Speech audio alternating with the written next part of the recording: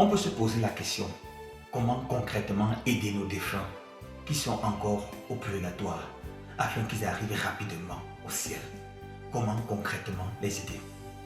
Aujourd'hui, je vais vous donner la première chose à faire pour aider nos fidèles défunts. Il s'agit de la célébration de l'Eucharistie, la célébration de la Sainte Messe. L'Église nous enseigne que l'Eucharistie, c'est la prière la plus grande, la plus belle, la plus sublime de l'Église. Car chaque fois que l'Eucharistie est célébrée, le sacrifice de la croix se renouvelle. Jésus meurt et ressuscite pour tous les hommes. Jésus ne meurt pas seulement et ressuscite, mais il va aussi aux enfers. Il va aussi au sommet des hommes, au fond des enfers, libérer les hommes qui souffrent.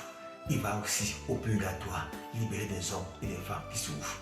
Beaucoup de personnes sont encore au purgatoire, tout simplement parce qu'on ne fait pas dire des messes pour eux. On ne demande pas des messes pour eux. On les a oubliés.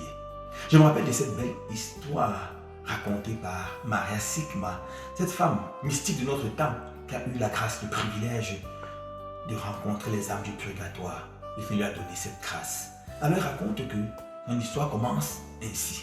Un jour, elle est chez elle, en train de dormir, et elle suit du bruit au salon. Elle suit comme des 100 pas. Elle se pose la question, mais qui fait ce bruit?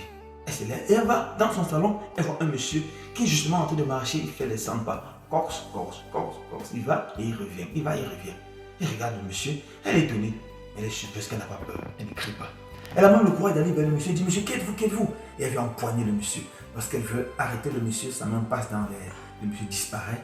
Elle se rend compte que c'est un esprit. Troublée, elle va se coucher et s'endort, mais dans la paix. Le lendemain matin, elle court voir son curé, qui était un prêtre pieux et sage. Il a écouté attentivement et lui a posé une seule question. Madame, est-ce que vous avez eu peur? Elle dit, non mon père, je n'ai pas eu peur. Et ça qui me surprend, parce que je suis poltron de nature. Et le prêtre dit, si vous n'avez pas eu peur, ça ne vient pas du mauvais. Ça ne vient pas du diable, ça vient certainement de Dieu. Alors si ça arrive encore une fois, demandez à la personne, qu'êtes-vous et que voulez-vous? Et la nuit prochaine, la même scène se réalise. Elle se réveille et voit le même monsieur. Elle lui dit, monsieur, qui êtes-vous? Que voulez-vous? Le monsieur se met à genoux et il donne son nom.